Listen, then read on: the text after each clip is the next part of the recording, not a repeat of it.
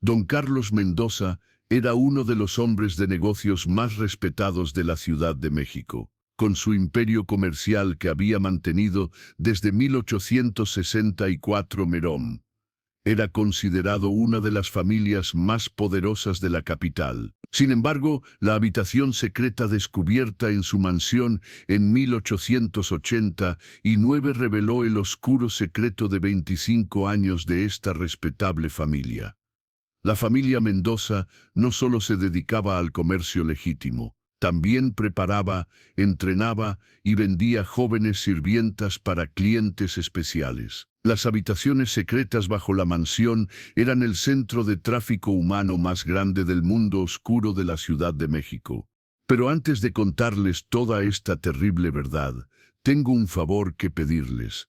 Si les gustan las historias que exploran el lado oscuro de la historia, no olviden suscribirse a nuestro canal y hacer clic en el icono de la campanita para activar las notificaciones. No dejen de presionar el botón de me gusta para mostrar que este video les está gustando. Si nos dicen en los comentarios desde qué ciudad y país nos están escuchando, podremos ver cuántos espectadores valientes tenemos alrededor del mundo. Ahora, les contaré esta historia aterradora que tuvo lugar en el corazón de México, con todos sus detalles, desde el principio hasta el final.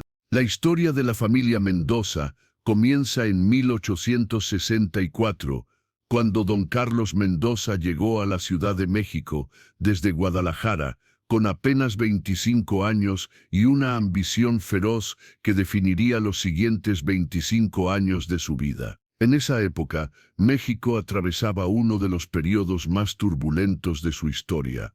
La intervención francesa, el imperio de Maximiliano y las constantes luchas entre liberales y conservadores habían dejado al país en ruinas económicas y sociales.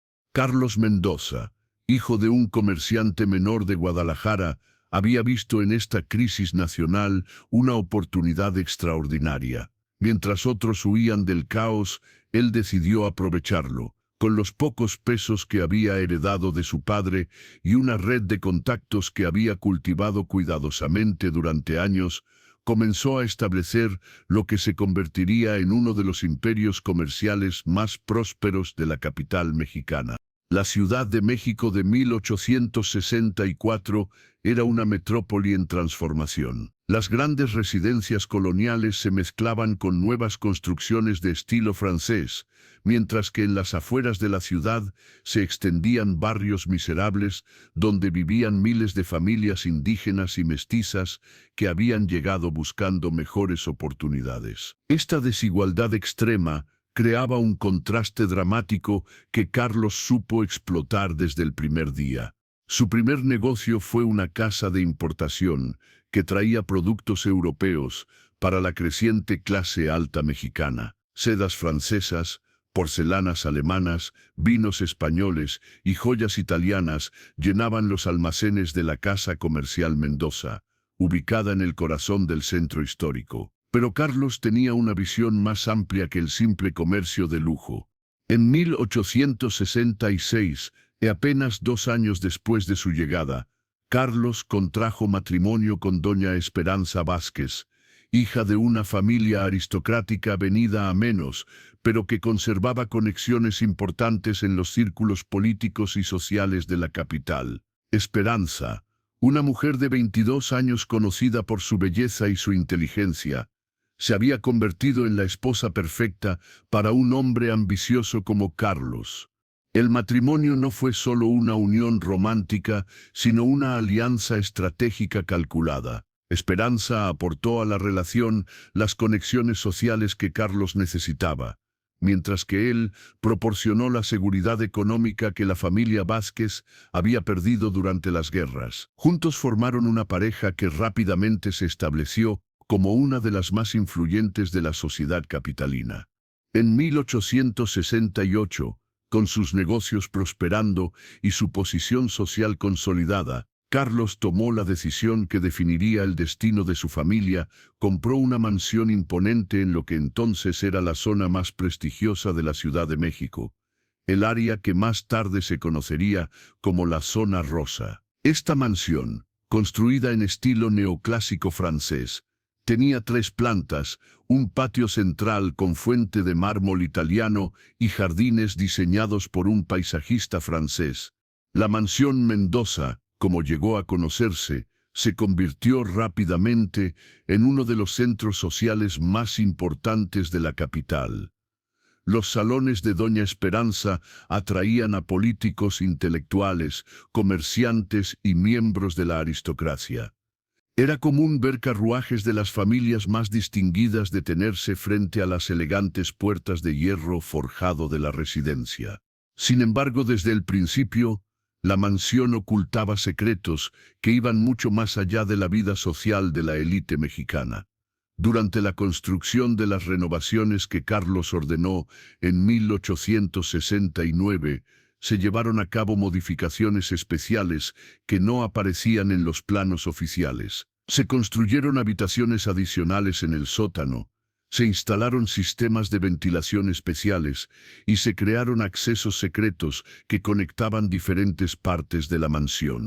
Estas modificaciones eran supervisadas personalmente por Carlos, quien trabajaba con un arquitecto de confianza que había traído desde Guadalajara. Los trabajadores locales solo se encargaban de las labores más básicas, mientras que los detalles más delicados eran manejados por artesanos especializados que firmaban acuerdos de confidencialidad y recibían compensaciones generosas por su silencio. El primer indicio de que algo inusual ocurría en la mansión Mendoza surgió en 1870, cuando las familias del barrio de Santa María la Ribera comenzaron a notar que las jóvenes que enviaban como sirvientas a la casa de los Mendoza nunca regresaban de visita a sus hogares. En una época en que era común que las sirvientas tuvieran 1 o 2 días libres al mes para ver a sus familias, esta ausencia total resultaba extraña. María Concepción López, madre de Esperanza López, fue una de las primeras en expresar preocupación. Su hija de 14 años había comenzado a trabajar en la mansión Mendoza en marzo de 1870 con la promesa de un salario generoso y buenas condiciones de trabajo. Esperanza era una muchacha inteligente y trabajadora que había aprendido a leer y escribir en la escuela parroquial de su barrio. Mi hija me prometió que vendría a visitarnos el primer domingo de cada mes, recordaría más tarde María Concepción en su testimonio a las autoridades. Pero han pasado 6 meses y no hemos sabido nada de ella. Cuando voy a preguntar a la mansión, me dicen que está muy ocupada con sus nuevas responsabilidades y que no puede salir. La respuesta de la familia Mendoza a estas inquietudes era siempre la misma. Las jóvenes estaban recibiendo una educación especial que las prepararía para posiciones más importantes en el futuro. Esta educación requería dedicación completa y no permitía distracciones externas como visitas familiares. Las familias debían confiar en que sus hijas estaban siendo bien cuidadas y que eventualmente regresarían con mejores habilidades y oportunidades. Esta explicación era creíble en el contexto de la época.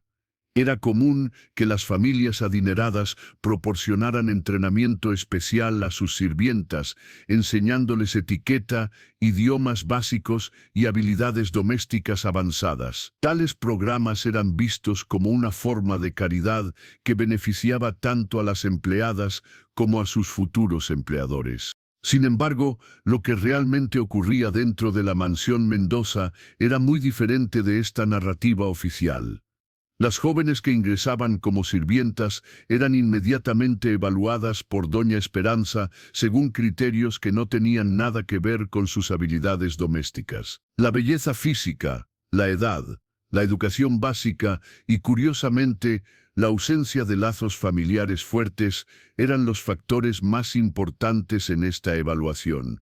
Las muchachas que pasaban esta evaluación inicial eran trasladadas a las habitaciones especiales del sótano, donde comenzaba lo que la familia Mendoza llamaba el programa de refinamiento. Este programa supuestamente las prepararía para trabajar en casas de familias aún más prominentes o incluso en el extranjero. En realidad, era un sistema de entrenamiento diseñado para convertir a jóvenes campesinas en acompañantes sofisticadas para una clientela muy específica. El programa incluía lecciones de etiqueta social, baile, conversación básica en francés e inglés, y lo que eufemísticamente se llamaba artes de hospitalidad. Las jóvenes vivían en condiciones relativamente cómodas durante este entrenamiento, con ropa elegante, comida abundante y alojamiento privado. A primera vista, parecía que efectivamente estaban recibiendo una educación privilegiada.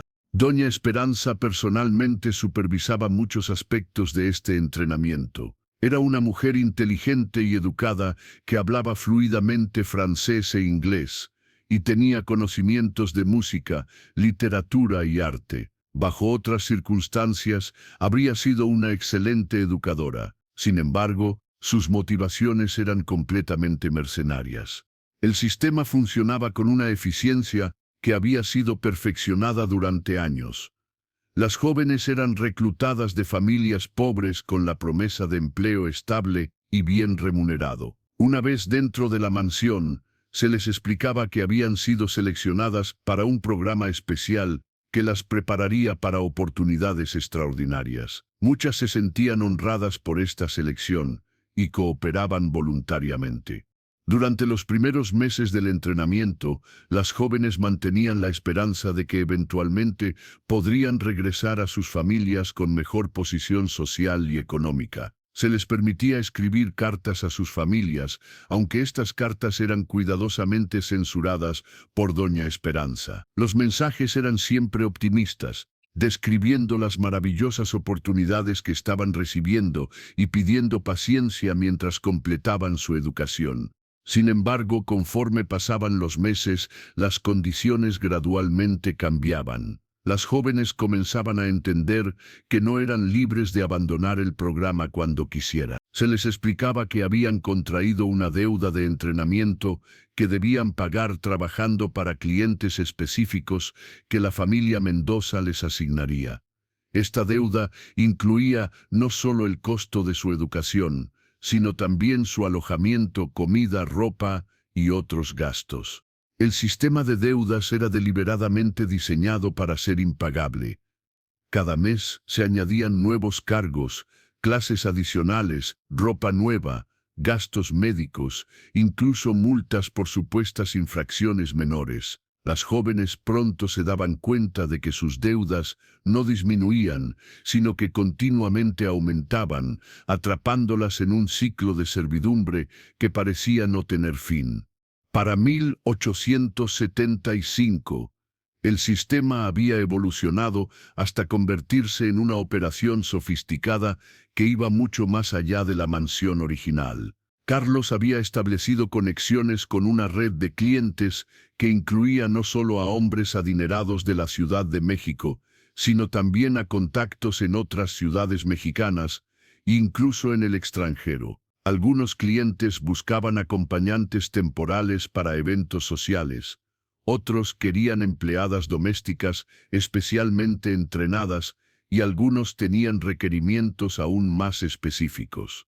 La operación había crecido hasta el punto de requerir un sistema de logística complejo. Carlos había establecido casas seguras en diferentes partes de la ciudad, donde las jóvenes podían ser alojadas temporalmente antes de ser enviadas a sus destinos finales. También había desarrollado una red de transporte que utilizaba carruajes privados y más tarde conexiones ferroviarias para mover a las jóvenes de manera discreta.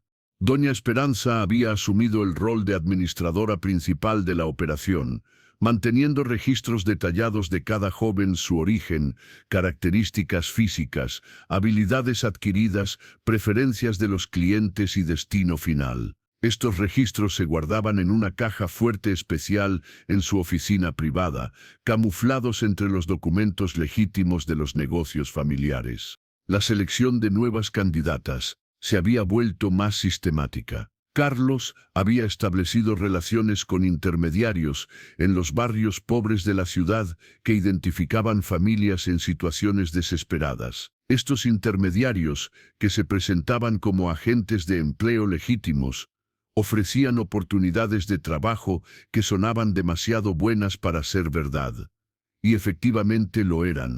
El perfil ideal había sido refinado a través de la experiencia. Las jóvenes entre 14 y 18 años eran preferidas, especialmente aquellas con cierta educación básica, pero que venían de familias muy pobres. Las huérfanas o aquellas con lazos familiares débiles eran particularmente valiosas porque su desaparición era menos probable que fuera investigada vigorosamente. María Elena Sánchez se convirtió en una de estas víctimas en 1876. A los 16 años, era considerada una de las jóvenes más hermosas de su barrio en Tepito. Su familia había perdido su pequeño negocio debido a las crisis económicas que siguieron a las guerras, y estaban desesperados por encontrar fuentes de ingreso. Cuando un elegante caballero se acercó ofreciendo un empleo bien remunerado para María Elena en una casa respetable, la familia lo consideró una bendición.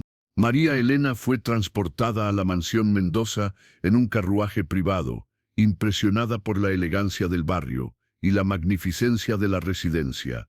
Al igual que otras antes que ella, inicialmente se sintió afortunada por haber sido seleccionada para una oportunidad tan prestigiosa. La realidad de su situación solo se revelaría gradualmente durante las semanas siguientes. El proceso de orientación había sido perfeccionado para minimizar la resistencia y maximizar la cooperación. Las nuevas llegadas eran tratadas con amabilidad y respeto durante sus primeros días, alojadas en habitaciones cómodas y alimentadas con comidas abundantes. Se les daba tiempo para adaptarse a su nuevo ambiente antes de que comenzara el entrenamiento formal. Doña Esperanza personalmente recibía a cada nueva joven, explicándole las maravillosas oportunidades que tendría y las habilidades valiosas que aprendería. Era una mujer carismática y convincente que tenía un talento natural para hacer que las jóvenes se sintieran especiales y privilegiadas. Muchas desarrollaban una admiración genuina por ella durante estas primeras interacciones. El entrenamiento comenzaba de manera gradual y aparentemente inocente. Lecciones de etiqueta social, cómo servir té apropiadamente, cómo caminar con gracia, cómo sostener conversaciones educadas. Estas eran habilidades genuinamente útiles que cualquier sirvienta en una casa elegante necesitaría conocer. Las jóvenes se sentían orgullosas de estar aprendiendo estas refinadas artes. Sin embargo, conforme progresaba el entrenamiento, los componentes más problemáticos comenzaban a introducirse de manera sutil. Lecciones sobre cómo complacer a huéspedes especiales, cómo comportarse en situaciones sociales íntimas, cómo mantener la discreción absoluta sobre los asuntos privados de sus empleadores. Estas lecciones eran presentadas como aspectos normales del servicio doméstico de alto nivel. Las jóvenes que mostraban resistencia o hacían demasiadas preguntas eran sometidas a un proceso de corrección que combinaba manipulación psicológica con castigos graduales. Se les explicaba que su resistencia demostraba una falta de gratitud por las oportunidades que se les estaban ofreciendo. Se les recordaba constantemente que sus familias dependían de su éxito y que el fracaso en el programa resultaría en consecuencias terribles tanto para ellas como para sus seres queridos. Para 1880, la operación había alcanzado una escala que requería personal adicional para su administración. Carlos había reclutado a varios asociados que manejaban diferentes aspectos del negocio: transporte, comunicaciones con clientes, seguridad y mantenimiento de las propiedades. Estos asociados eran cuidadosamente seleccionados por su discreción y su motivación financiera. Entre estos asociados estaba don Fernando Ruiz, un ex oficial militar que se había encargado de la seguridad de la operación. Ruiz había desarrollado métodos para asegurar que las jóvenes no pudieran escapar una vez que estaban completamente integradas en el sistema. Estos métodos incluían vigilancia constante, control de documentos de identidad y la creación de dependencia psicológica a través de drogas suaves que creaban una sensación de bienestar, pero también de letargo. También estaba doña Carmen Herrera, una mujer de mediana edad que había sido educada en un convento francés y que se encargaba de los aspectos más refinados del entrenamiento. Carmen tenía genuinas habilidades pedagógicas y era capaz de enseñar idiomas, música y arte de manera efectiva. Su presencia daba legitimidad educativa a la operación y ayudaba a mantener la ilusión de que las jóvenes estaban recibiendo una educación valiosa. El doctor Alejandro Morales era otro miembro clave del equipo. Oficialmente era el médico de la familia, pero su verdadero rol era mantener la salud física de las jóvenes y administrar los medicamentos que las mantenían dóciles. Morales había desarrollado una serie de tónicos de salud que contenían opio en dosis cuidadosamente calculadas para crear dependencia sin causar daño físico obvio. La red de clientes había crecido hasta incluir algunos de los hombres más poderosos de México, políticos de alto rango, comerciantes influyentes, terratenientes ricos e incluso algunos miembros del clero formaban parte de esta clientela selecta. La discreción era absoluta, los clientes nunca se conocían entre sí y todas las transacciones se manejaban a través de intermediarios. Los servicios ofrecidos habían evolucionado para satisfacer una amplia gama de demandas. Algunos clientes buscaban acompañantes educadas para eventos sociales, donde necesitaban proyectar una imagen de sofisticación. Otros querían empleadas domésticas que también proporcionaran servicios personales adicionales. Un segmento particularmente lucrativo consistía en clientes extranjeros que buscaban esposas temporales durante estancias prolongadas en México. El aspecto más perturbador de la operación era el segmento de exportación. Carlos había establecido conexiones con operaciones similares en otros países, particularmente en América del Sur y Europa. Las jóvenes más excepcionales eran a veces enviadas al extranjero, donde podrían comandar precios mucho más altos debido a su exotismo percibido. Estas transacciones internacionales requerían documentación falsificada sofisticada. Carlos había desarrollado relaciones con funcionarios corruptos en varias oficinas gubernamentales que podían proporcionar pasaportes y otros documentos de viaje. Las jóvenes eran enviadas bajo identidades completamente nuevas, haciendo imposible que sus familias las rastrearan incluso si tuvieran los recursos para intentarlo. Para 1885, la Mansión Mendoza se había convertido en el centro de lo que era posiblemente la operación de tráfico humano más sofisticada de América Latina. Sin embargo, el éxito mismo de la operación comenzó a crear riesgos que Carlos no había anticipado completamente. El gran número de jóvenes desaparecidas eventualmente atraería la atención de las autoridades, sin importar cuán cuidadosas fueran las precauciones. Los primeros signos de problemas aparecieron en 1886, cuando un grupo de madres de barrios pobres se organizó para presentar una petición formal a las autoridades de la ciudad. Encabezadas por María Concepción López, estas mujeres habían documentado casos de más de 40 jóvenes que habían desaparecido después de aceptar empleo con la familia Mendoza. La petición solicitaba una investigación oficial de estas desapariciones. La respuesta inicial de las autoridades fue predeciblemente lenta y burocrática. Las madres fueron informadas que las desapariciones probablemente se debían a que las jóvenes habían encontrado mejores oportunidades en otras ciudades o se habían casado sin informar a sus familias. Se les aconsejó que tuvieran paciencia y que sus hijas probablemente regresarían eventualmente.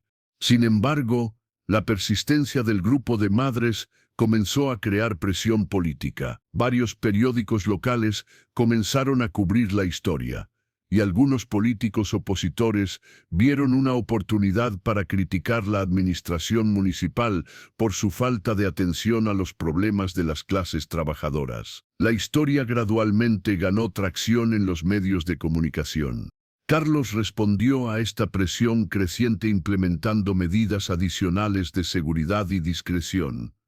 Redujo temporalmente el número de nuevas adquisiciones y se enfocó en completar las transacciones pendientes con la mayor rapidez posible. También comenzó a explorar la posibilidad de trasladar la operación a una ubicación menos visible.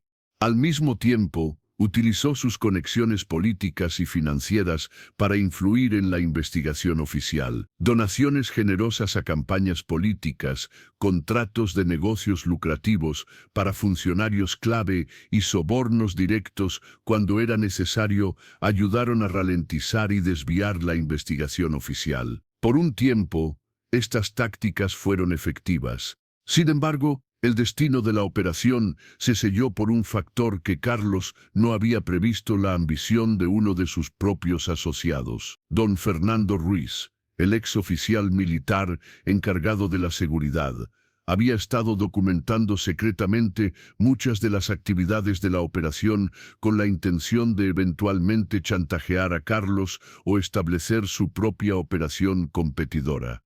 Ruiz había creado un archivo detallado que incluía nombres de clientes, registros de transacciones, fotografías de algunas de las jóvenes y copias de correspondencia incriminatoria. Este archivo estaba escondido en una caja fuerte en su propia residencia que compartía con su esposa y dos hijos pequeños. Ruiz creía que este archivo era su seguro de vida y su boleto hacia la independencia financiera.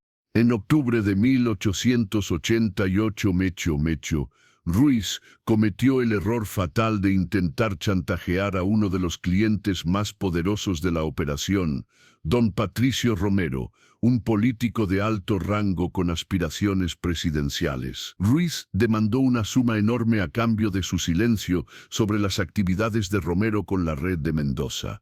Romero, sin embargo, tenía recursos y conexiones que Ruiz había subestimado. En lugar de pagar el chantaje, Romero organizó la eliminación de Ruiz de una manera que pareciera un robo que había salido mal. El 15 de noviembre de 1888, Ruiz fue encontrado muerto en su casa, aparentemente víctima de ladrones que habían forzado la entrada durante la noche. Lo que los asesinos de Ruiz no sabían era que él había compartido la ubicación de su archivo secreto con su esposa, doña Cristina Ruiz, como precaución en caso de que algo le pasara. Cristina, devastada por la muerte de su esposo y sospechando que no había sido un robo aleatorio, decidió examinar el contenido del archivo para entender por qué su esposo había sido asesinado. Lo que Cristina descubrió en el archivo la horrorizó más allá de lo que había imaginado posible. Las fotografías, documentos y correspondencia revelaban no solo la existencia de la operación de tráfico, sino también la identidad de muchos de los participantes, incluyendo figuras públicas que ella reconocía. Se dio cuenta de que su esposo había estado involucrado en algo monstruoso y que probablemente había sido asesinado para proteger estos secretos. Cristina se enfrentó a una decisión terrible. Podía intentar utilizar la información para obtener justicia por la muerte de su esposo, pero hacerlo la pondría a ella y a sus hijos en peligro mortal.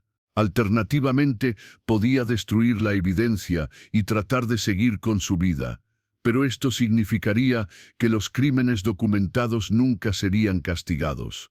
Después de semanas de agonizar sobre esta decisión, Cristina eligió un curso de acción que intentaba equilibrar la justicia con la seguridad. Decidió entregar la evidencia a las autoridades, pero de una manera que le proporcionara cierta protección. Contactó secretamente a un periodista de investigación conocido por su integridad y le proporcionó copias de los documentos más incriminatorios.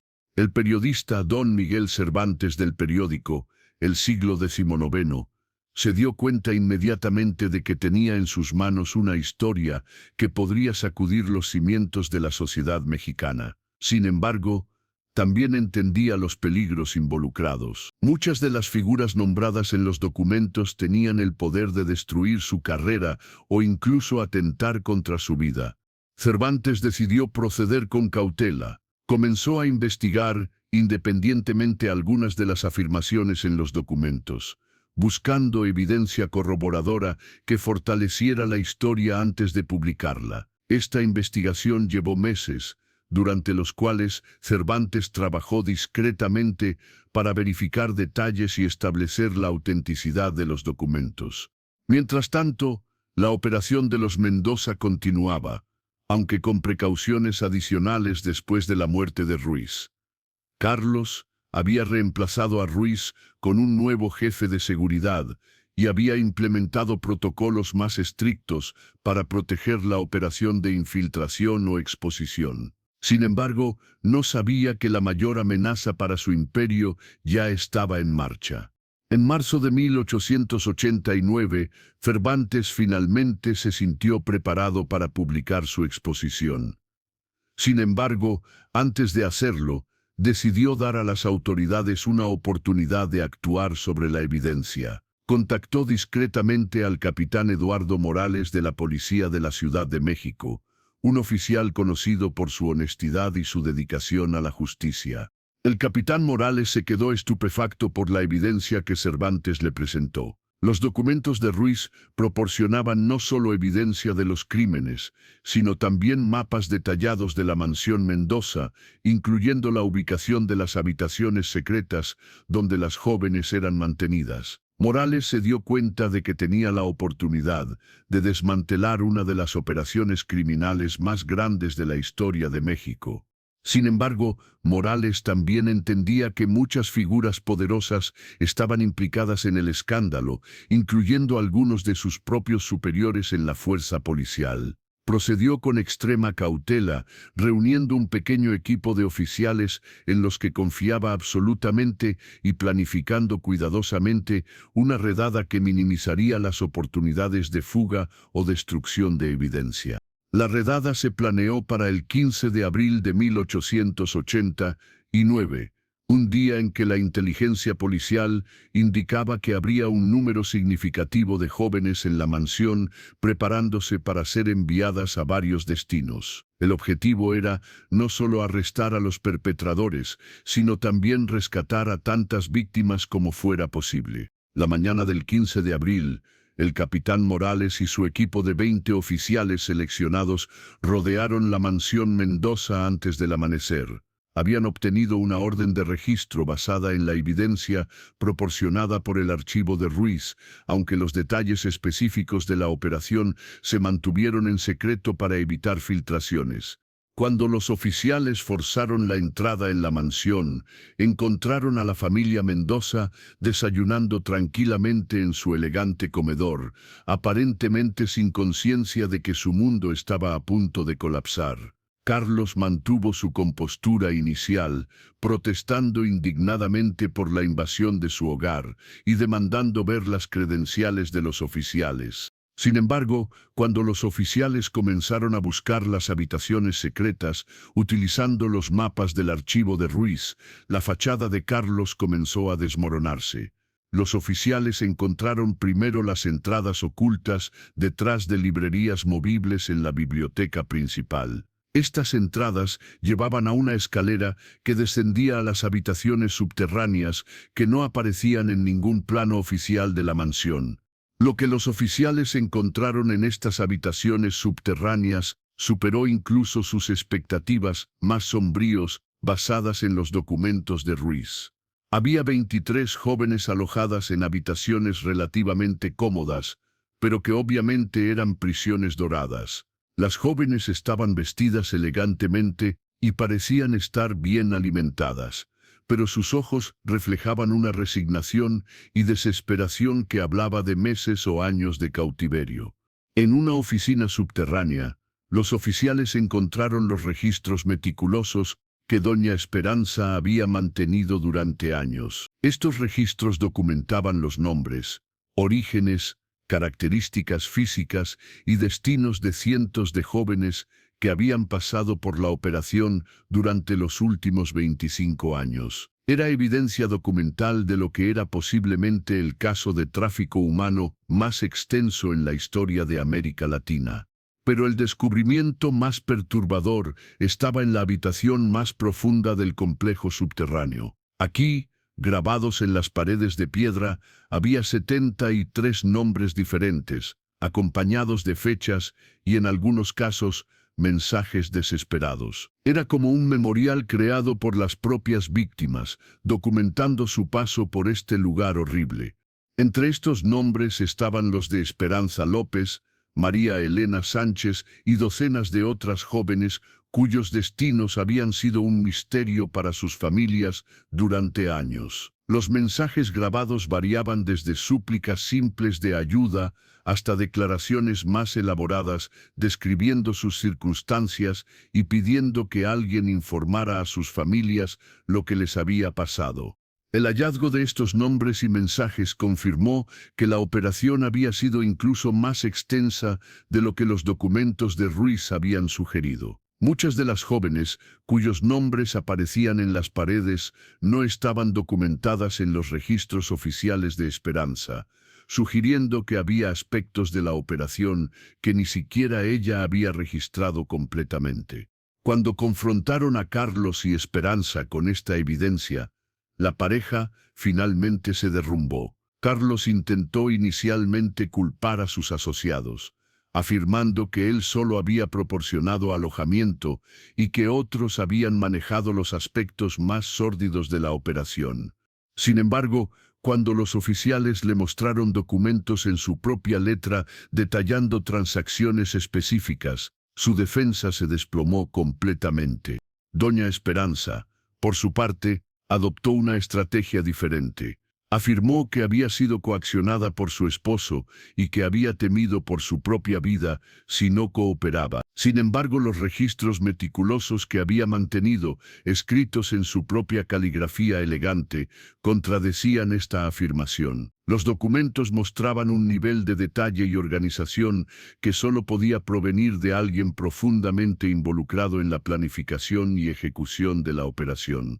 Durante los interrogatorios que siguieron al arresto, emergió la verdadera magnitud de la operación. Carlos reveló, en un intento de obtener clemencia, que la red se extendía mucho más allá de la Ciudad de México. Había operaciones similares en Guadalajara, Puebla, Veracruz e incluso en algunas ciudades de América Central y del Sur. La mansión Mendoza había sido solo el centro de una red internacional de tráfico humano.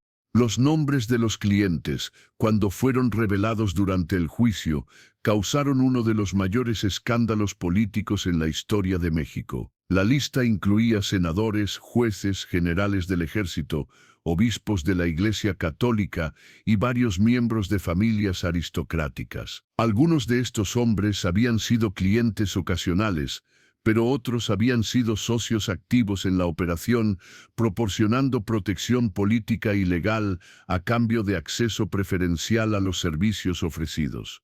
El caso también reveló la complicidad de numerosos funcionarios gubernamentales de menor nivel. Oficiales de inmigración habían falsificado documentos. Policías habían ignorado denuncias de familias buscando a sus hijas desaparecidas, y jueces habían desestimado casos relacionados. La corrupción había penetrado tan profundamente en el sistema que la operación de Mendoza había operado durante 25 años con virtual impunidad. Las 23 jóvenes rescatadas de la mansión presentaban un desafío complejo para las autoridades. Muchas habían estado en cautiverio durante años y habían sido severamente traumatizadas por sus experiencias. Algunas habían desarrollado dependencia a las drogas que les habían sido administradas, mientras que otras sufrían de problemas psicológicos profundos que requerían tratamiento especializado. El doctor Alejandro Morales, quien había sido arrestado junto con otros miembros de la operación, proporcionó información crucial sobre los métodos que habían sido utilizados para controlar a las jóvenes. Su tónico de salud contenía no solo opio, sino también otras sustancias que afectaban la memoria y la voluntad. Algunas de las jóvenes rescatadas tenían dificultades para recordar sus vidas anteriores al cautiverio o incluso sus nombres verdaderos. La reunificación de las víctimas con sus familias fue un proceso desgarrador que reveló la profundidad del daño causado por la operación. Muchas familias habían asumido que sus hijas estaban muertas después de años sin noticias. Algunas jóvenes ya no reconocían a sus propios padres, mientras que otras se sentían avergonzadas y estigmatizadas por lo que habían experimentado. María Concepción López, quien había liderado el grupo de madres que inicialmente habían demandado una investigación, finalmente se reunió con su hija Esperanza después de 19 años de separación. Sin embargo, la joven de 33 años que regresó a casa era muy diferente de la niña de 14 años que había partido para trabajar en la mansión Mendoza. Esperanza tenía dificultades para hablar español después de años de ser forzada a comunicarse principalmente en francés e inglés, y mostraba signos de trauma psicológico severo. El juicio de Carlos y Esperanza Mendoza comenzó en septiembre de 1889 y se convirtió en el evento más seguido en la historia legal de México hasta ese momento. El tribunal tuvo que ser trasladado a un edificio más grande para acomodar a los cientos de espectadores que querían presenciar el procedimiento. Los periódicos de todo el país enviaron reporteros para cubrir cada detalle del caso. La evidencia presentada durante el juicio era tan voluminosa que el procedimiento se extendió por más de 6 meses. Los fiscales presentaron más de 3,000 documentos, incluyendo los registros de Esperanza, la correspondencia comercial de Carlos, testimonios de las víctimas rescatadas y declaraciones de exasociados que habían aceptado cooperar a cambio de sentencias reducidas. Uno de los testimonios más impactantes vino de Carmen Herrera, la exeducadora que había entrenado a muchas de las jóvenes. Herrera, enfrentando sus propios cargos criminales, proporcionó detalles escalofriantes sobre los métodos utilizados para preparar a las jóvenes para sus destinos finales. Describió un proceso sistemático de manipulación psicológica que gradualmente erosionaba la resistencia de las víctimas y las convertía en participantes aparentemente voluntarias en su propia explotación. El testimonio de las víctimas rescatadas fue particularmente conmovedor. Una tras otra, las jóvenes describían cómo habían sido atraídas a la mansión con promesas de educación y oportunidades, solo para encontrarse atrapadas en un sistema que las trataba como mercancía. Muchas describían años de abuso físico y psicológico, así como la constante amenaza de que sus familias serían lastimadas si intentaban escapar o resistir.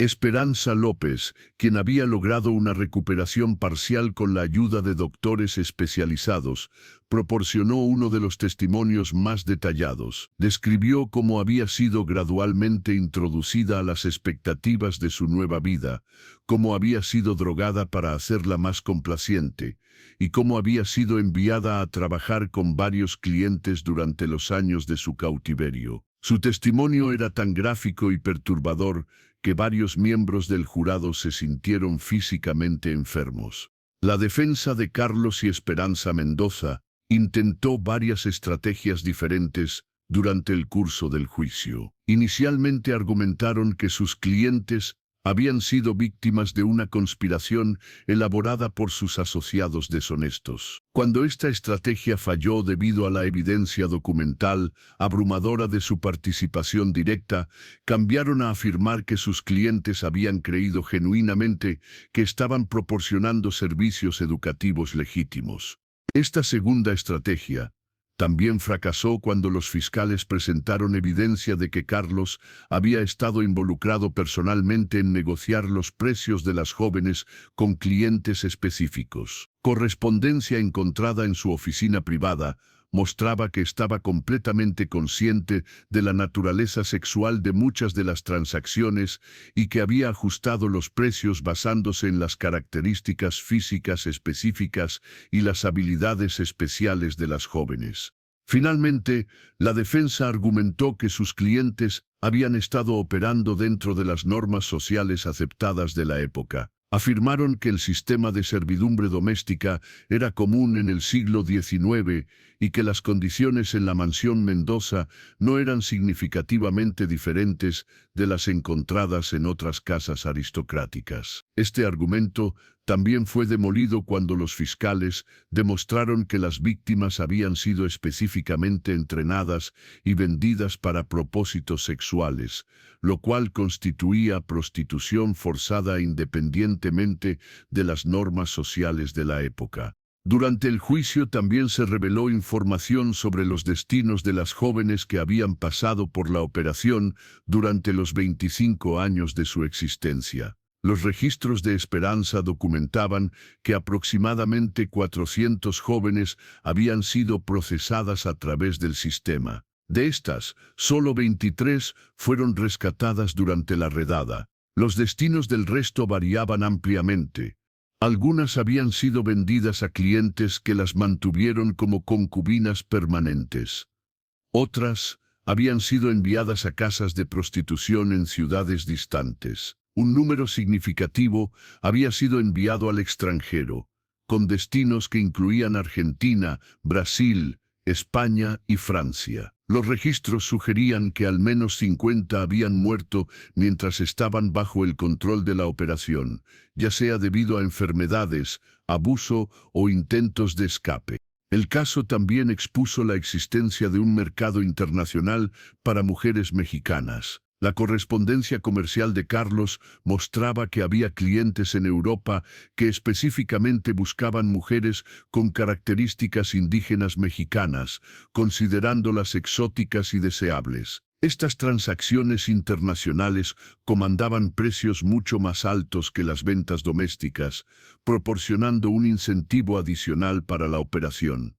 El doctor Morales, durante su propio testimonio, reveló detalles perturbadores sobre los métodos médicos que había utilizado para mantener a las jóvenes en condición de ser vendidas. Además de las drogas que afectaban la voluntad y la memoria, había realizado procedimientos para alterar la apariencia física de algunas víctimas. Estos procedimientos incluían tratamientos para aclarar la piel, modificaciones dentales para crear sonrisas más atractivas e incluso cirugías menores para alterar características faciales.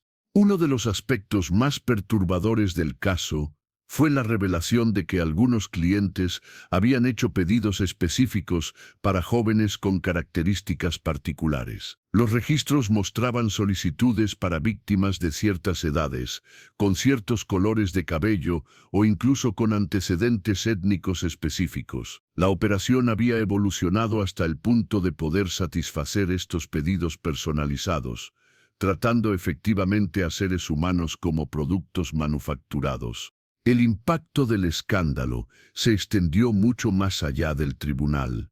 Varios funcionarios gubernamentales de alto nivel renunciaron o fueron destituidos cuando su conexión con la operación fue revelada. La Iglesia Católica se vio obligada a investigar las alegaciones contra varios de sus obispos, resultando en transferencias y censuras silenciosas. El ejército mexicano también condujo su propia investigación interna después de que varios oficiales fueran nombrados como clientes. La cobertura mediática del caso fue intensa, pero también reveló las limitaciones del periodismo de la época, mientras que los aspectos básicos del caso fueron ampliamente reportados. Muchos periódicos evitaron los detalles más gráficos debido a las sensibilidades sociales. Además, algunos periódicos que dependían de la publicidad de las familias aristocráticas minimizaron la participación de la élite social en el escándalo. Miguel Cervantes, el periodista que había ayudado inicialmente a exponer el caso, Escribió una serie de artículos detallados que fueron publicados en varios periódicos internacionales. Su trabajo ayudó a llamar la atención internacional sobre el caso y estableció estándares para el periodismo de investigación en México. Sin embargo, también enfrentó amenazas de muerte y eventualmente se vio obligado a exiliarse a los Estados Unidos. El veredicto del juicio fue pronunciado en marzo de 1890, después de deliberaciones que duraron 3 días. Carlos Mendoza fue encontrado culpable de todos los cargos contra él, incluyendo secuestro, tráfico humano, prostitución forzada y conspiración criminal. Fue sentenciado a muerte por fusilamiento, una sentencia que fue llevada a cabo 3 meses después en la prisión de Lecumberri. Doña Esperanza recibió una sentencia de cadena perpetua, escapando de la pena de muerte solo porque el tribunal aceptó que había actuado en parte bajo la coerción de su esposo. Sin embargo, esta clemencia relativa fue controvertida, ya que la evidencia mostraba claramente que había sido una participante activa y entusiasta en la operación. Murió en prisión en 1903, Burmes, después de 13 años de confinamiento. Los otros participantes recibieron sentencias variadas dependiendo de su nivel de participación. El doctor Morales fue sentenciado a 20 años de prisión y murió en custodia en 1895 por Neir. Carmen Herrera recibió 15 años y fue liberada en 1904, después de lo cual desapareció de los registros públicos. Varios funcionarios menores recibieron sentencias más cortas, aunque muchos perdieron sus posiciones gubernamentales permanentemente. El destino de la mansión Mendoza mismo se convirtió en una cuestión controvertida. Inicialmente fue confiscada por el gobierno como evidencia, pero después del juicio surgió la pregunta de qué hacer con la propiedad. Varias organizaciones benéficas expresaron interés en convertirla en un refugio para víctimas de crímenes similares, pero la propiedad tenía una reputación tan negativa que fue difícil encontrar usos apropiados. Finalmente, en 1891, Modín, la mansión fue demolida por orden del gobierno municipal. Las piedras y materiales fueron utilizados para construir una escuela pública en uno de los barrios pobres de la ciudad, en un gesto simbólico de transformar algo asociado con la explotación de los pobres en algo que los beneficiaría. El sitio original se convirtió en un parque público que existe hasta el día de hoy. La investigación posterior al juicio reveló que la operación de Mendoza había sido solo la más grande de varias operaciones similares que operaban en México durante el mismo periodo. Los métodos desarrollados por Carlos habían sido copiados por otros empresarios criminales, creando una red de tráfico humano que se extendía por todo el país. Las autoridades pasaron varios años más identificando y cerrando estas operaciones secundarias.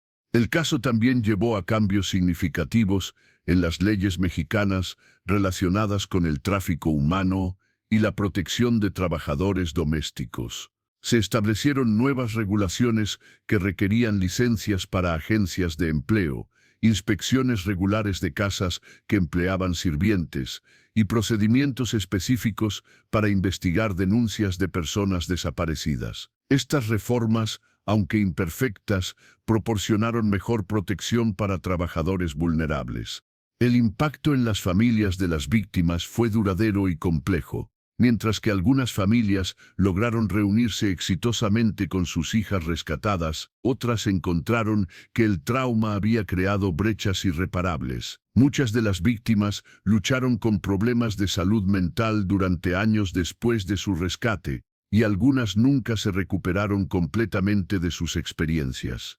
María Concepción López dedicó el resto de su vida a ayudar a otras familias que habían perdido hijas en circunstancias similares. Estableció una organización que proporcionaba apoyo emocional y asistencia práctica para buscar familiares desaparecidos. Su trabajo ayudó a reunir a docenas de familias y estableció precedentes para la advocacia de víctimas que continuaron durante décadas. La historia de la Mansión Mendoza se convirtió en parte del folclore de la Ciudad de México, aunque muchos detalles fueron gradualmente distorsionados o olvidados con el paso del tiempo. Durante décadas, las madres usaban la historia para advertir a sus hijas sobre los peligros de aceptar ofertas de empleo que sonaban demasiado buenas para ser verdad. En términos más amplios, el caso ilustró las profundas desigualdades sociales que caracterizaban a México en el siglo XIX. La pobreza extrema había hecho que las familias fueran vulnerables a la explotación, mientras que la riqueza extrema había permitido que los perpetradores operaran con impunidad durante décadas. El sistema legal había fallado en proteger a los más vulnerables, mientras que protegía los intereses de los poderosos.